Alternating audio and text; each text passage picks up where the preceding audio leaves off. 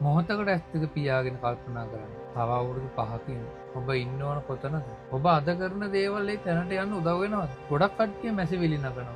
මට සල්ලි නෑ, මට අවස්ථාවක් ලැබුණේ නෑ. මගේ අවාසනාව. හැබැයි මතක තියාගන්න. ලෝකේ ඔබෙන් කවදාවත් නිදහසට කරුණු අහන්නේ නෑ. ලෝකේ ඔබෙන් අහන්නේ ඔබේ ප්‍රතිඵල විතරයි. වටපිට බලන්න. ඔබ දකින හැම සාර්ථක මිනිහෙක්ම කවදා හරි දවසක බිඳුවට වැටුණු කෙනෙක්. ඔවුන් ජයග්‍රහණය කළේ ඔවුන්ට මොලේ වැඩි නිසා නෙවෙයි. ඔවුන්ට නතර වෙන්න අමතක වුණ නිසා. ඔබ වැටුනම hina වෙන්න මිනිස්සු ඉදී. ඔබ වටන්න බලන් ඉන්න මිනිස්සුත් ඉදී. ඒ මිනිසුන්ට දෙන්න පුළුවන් හොඳම දඩුවම මොකද්ද දන්නවද?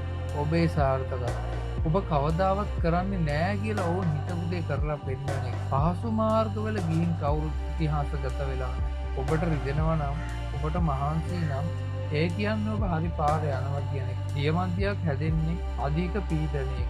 යකඩයක් ශක්තිමත් වෙන්නේ ඉන්දරේ පිච්චිලා.